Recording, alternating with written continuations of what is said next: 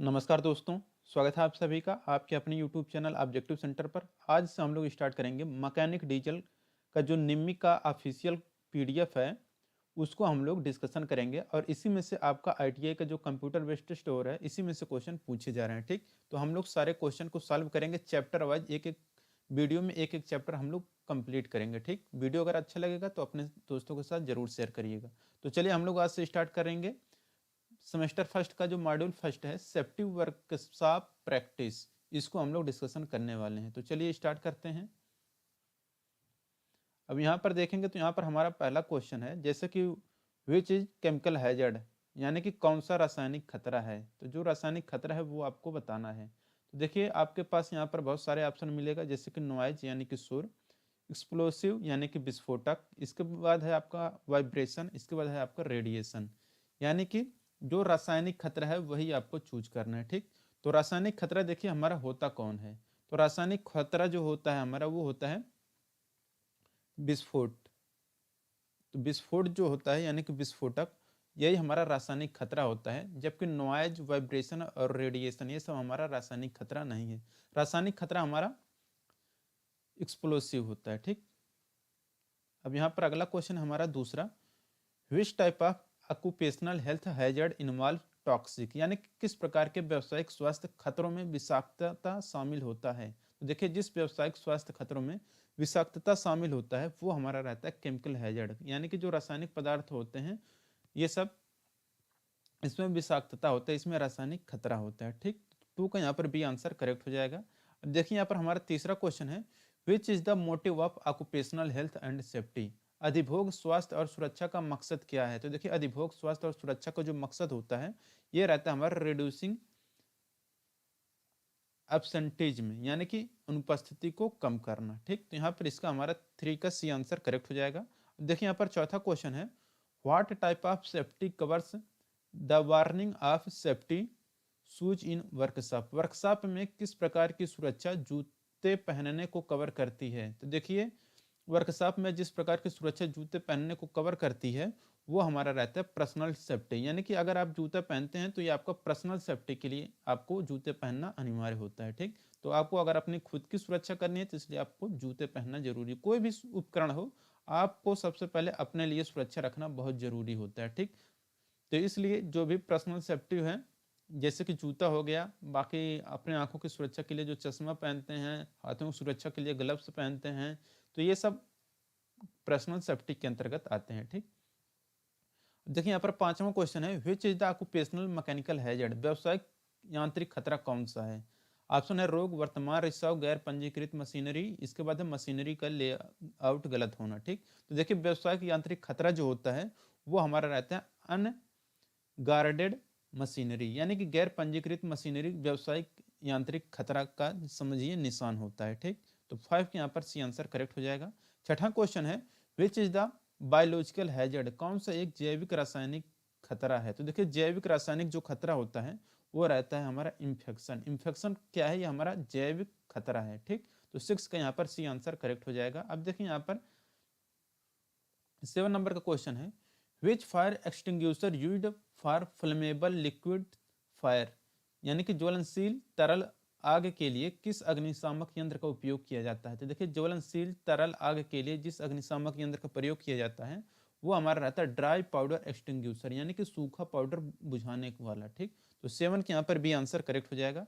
देखिए यहाँ पर हमारा आठवां क्वेश्चन है, which type of personal protection recommended to handle loads with rough surface and pointed projection, यानी कि किस प्रकार की व्यक्तिगत सुरक्षा के लिए किसी न किसी सतहों और नुकीले अनुमानों के साथ भार को संभालने की सिफारिश की गई है।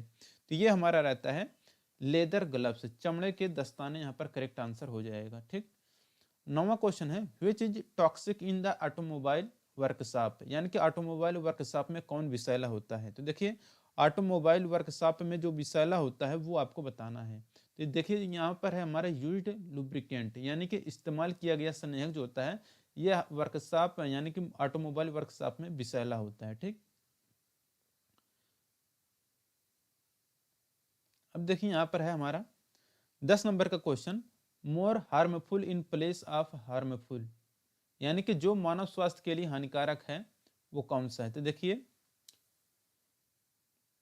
Man harmful in place of harmful, यहाँ पर जो है होना चाहिए ये सब कुछ, यहाँ पर गलत दिया है इंग्लिश, ठीक, यहाँ पर इंग्लिश आपका गलत दिया है। इसमें जो मानव स्वास्थ्य के लिए हानिकारक वो आपको चूज करना है, तो इंग्लिश आपको यहाँ पर गलत दिया है। तो यहाँ पर इंग्लिश जो होना चाहिए था कि which is harmful for human health, ठीक। तो ये क्वेश्चन अगर आपका इंग्लिश में दिया रहता तो आपका सही रहता, ठीक। तो यहाँ पर आप इसे बना लीजिएगा कि which is harmful for human health, यानी कि मानव स्वास्थ्य के लिए हानिकारक कौन सा है, ये होना चाहिए था आपका इंग्लिश, जो कि हिंदी सही दिया है, इंग्लिश गलत दिया है, तो आप लोग इसे सुधार कर लीजिएगा, ठीक। तो अब चलिए हम लोग चलते हैं 10वें क्वेश्चन का आंसर पर, कि जो मानव स्वास्थ्य के लिए हानिकारक है वही आपको बताना है। तो यहाँ पर देखिए जो कार्बन मोनोऑक्साइड, यानी कि जो कार्बन मोनोऑक्साइड है यह मानव स्वास्थ्य के लिए हानिकारक होता है, और इसका जो रासायनिक सूत्र होता है वो होता है CO, ठीक। कार्बन डाइऑक्साइड का होता है CO2, इससे आप लोग याद रखिएगा, ठीक। तो मानव स्वास्थ्य के लिए जो हानिकारक होता है हमारा कार्बन मोनोऑक्साइड, यानी कि which is harmful for human health. तो ह्यूमन हेल्थ के लिए जो यानी कि मानव स्वास्थ्य के लिए जो हानिकारक होता है वह कार्बन मोनोऑक्साइड होता है। इंग्लिश आप लोग सुधार कर लीजिएगा, ठीक। 11 नंबर क्वेश्चन है, which gas is harmful to human health, मानव स्वास्थ्य के लिए हानिकारक गैस कौन सी है। तो ये क्वेश्चन फिर से रिपीट हो गया, तो वही हमारा कार्बन मोनोऑक्साइड जो है हमारा क्या है कि मानव स्वास्थ्य के लिए हानिकारक होती है, ठीक। कार्बन मोनोऑक्साइड यहाँ पर करेक्ट आंसर हो जाएगा 11 का डी। देखिए 12 नंबर का क्वेश्चन है, which is the effect of air born dust in workshop, कार्यशाला में वायु जनित धूल का क्या प्रभाव होता है। तो देखिए कार्यशाला में वायु जनित धूल का जो प्रभाव होता है वो रहता है हमारा थ्रोट इन्फेक्शन, यानी कि गले में तकलीफ, यहाँ पर करेक्ट आंसर हो जाएगा। कार्यशाला में वायु जनित धूल का जो प्रभाव होता है वो रहता है कि थ्रोट इन्फेक्शन, गले में तकलीफ। देखिए यहाँ पर 13 नंबर का क्वेश्चन है कि which device is used to remove toxic waste, यानी कि विषाक्त अपशिष्ट को हटाने के लिए किस उपकरण का उपयोग किया जाता है। तो दोस्तों यहाँ पर देखिए क्वेश्चन तो आपका सही दिया है, लेकिन इसमें ये फिगर आपका नहीं होना चाहिए था, ठीक। तो ये फिगर इसमें नहीं रहेगा। अब इसके बाद ये जो आंसर होगा यहाँ पर ये होगा आपको वैक्यूम क्लीनर। तो वैक्यूम क्लीनर यहाँ पर आपका करेक्ट आंसर हो जाएगा कि विषाक्त अपशिष्ट को हटाने के लिए जो उपकरण उपयोग किया जाता है वो हमारा वैक्यूम क्लीनर होता है, ठीक। अब यहाँ पर दोस्तों जो 14 नंबर का क्वेश्चन है, 14 नंबर के क्वेश्चन में आप लोग अगर ध्यान देंगे तो यहाँ पर आपका क्वेश्चन जो है वो आपका अधूरा हो गया है। क्यों? क्योंकि यहाँ पर देखिए ये 14 नंबर में जो फिगर दिया है आप इसे थोड़ा याद करिएगा, तो ये आपका फिगर गलत दिया है, ठीक।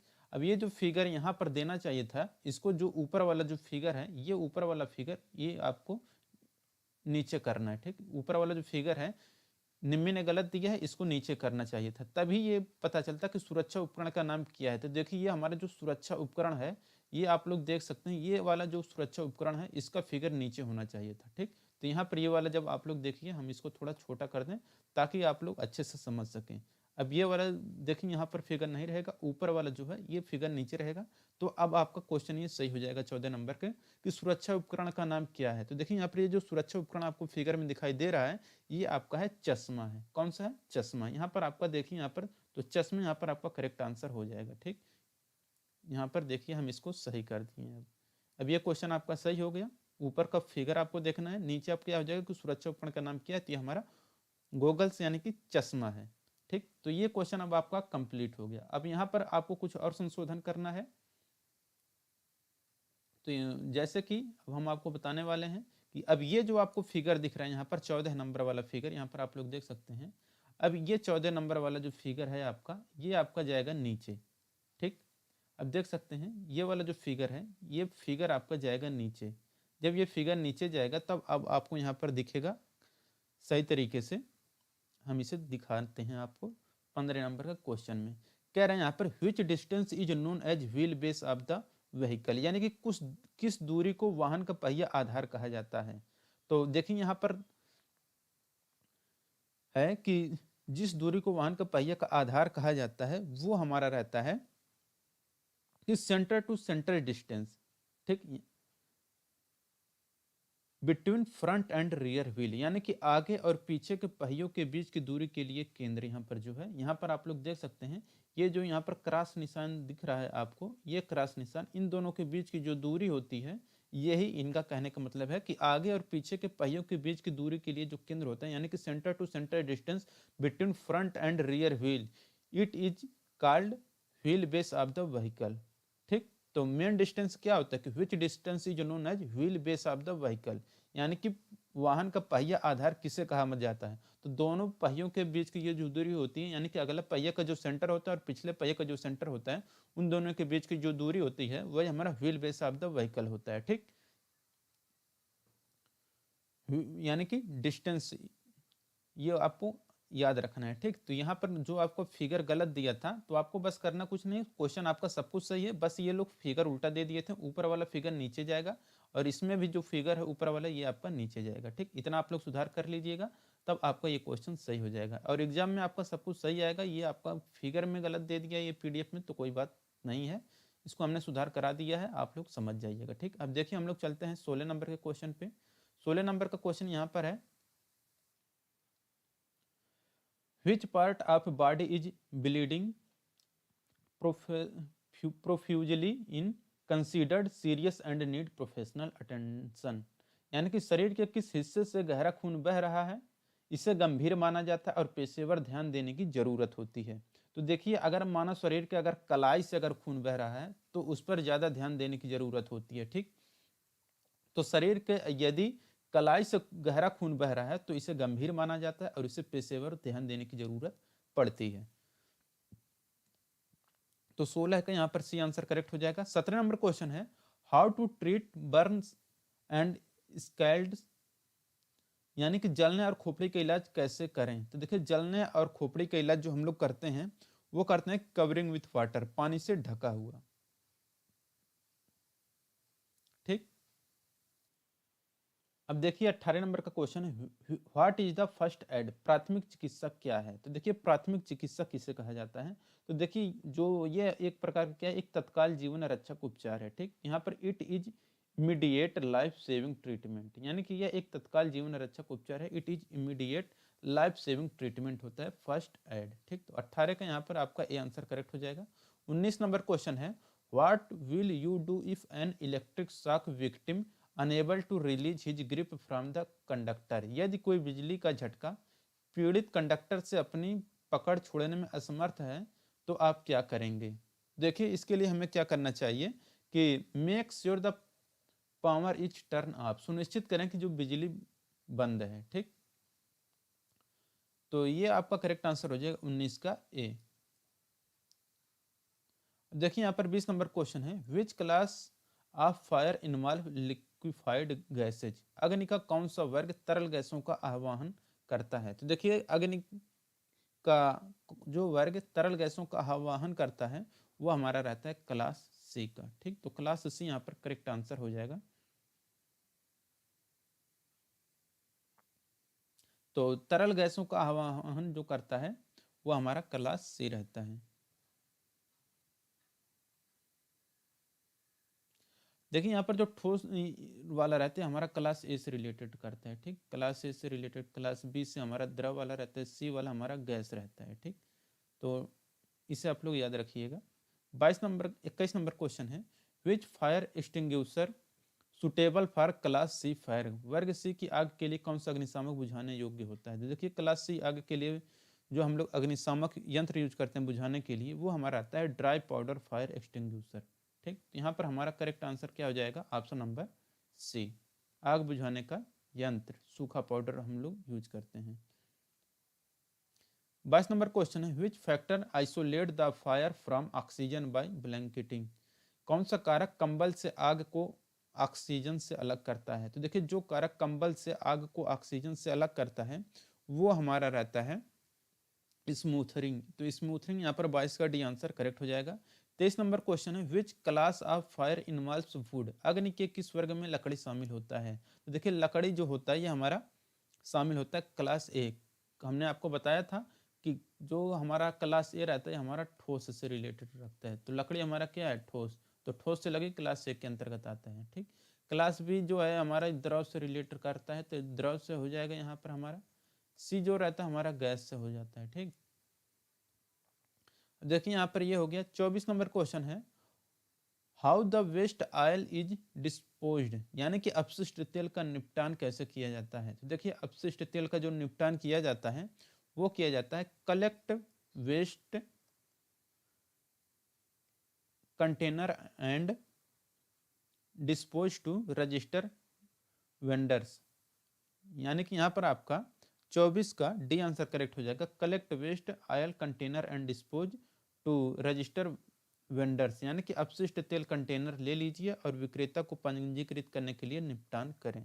तो 24 का यहाँ पर डी आंसर करेक्ट हो जाएगा। 25 नंबर का क्वेश्चन है which type of energy to minimise the waste without affecting production, उत्पादन को प्रभावित किए बिना कचरे को कम करने के लिए किस प्रकार की ऊर्जा की आवश्यकता होती है। तो यहाँ पर क्या करेंगे, तो यहाँ पर 25 का हमारा सी आंसर करेक्ट हो जाएगा। ऊर्जा का संरक्षण, कंजर्वेशन ऑफ एनर्जी, ऊर्जा का संरक्षण यहाँ पर करेक्ट आंसर हो जाएगा। 26 नंबर क्वेश्चन है what type of energy induced consumption by replacing old bulb with new LED, नए बल्ब के साथ पुराने बल्ब को बदलने से किस प्रकार की ऊर्जा की खपत कम होती है। तो ये रहता है हमारा कंजर्वेशन ऑफ एनर्जी, यानी कि ऊर्जा का संरक्षण। ठीक, तो 26 के यहाँ पर डी आंसर करेक्ट हो जाएगा। 27 नंबर क्वेश्चन है which is the major energy conservation opportunities, ऊर्जा संरक्षण के प्रमुख अवसर कौन से हैं। तो देखिए ऊर्जा संरक्षण के जो प्रमुख अवसर होते हैं ये हमारा रहता है रिप्लेसमेंट मशीनरीज। तो रिप्लेसमेंट मशीनरी 27 के यहाँ पर भी आंसर करेक्ट हो जाएगा। 28 नंबर क्वेश्चन है which type of energy conservation comes under the replacement of old machinery, पुरानी मशीनरी के प्रतिस्थापन में किस प्रकार के ऊर्जा संरक्षण आते हैं। तो ये आता है हमारा मेजर एनर्जी कंजर्वेशन अपॉर्चुनिटीज, प्रमुख ऊर्जा संरक्षण के अवसर। 28 के यहाँ पर भी आंसर करेक्ट हो जाएगा। 29 नंबर क्वेश्चन है which type of energy conservation opportunity involve stopping of water leakage point, किस प्रकार की ऊर्जा संरक्षण अवसर में जल रिसाव के बिंदुओं को रोकना शामिल होता है। तो ये रहता है हमारा माइनर एनर्जी कंजर्वेशन अपॉर्चुनिटी, लघु ऊर्जा संरक्षण के अवसर।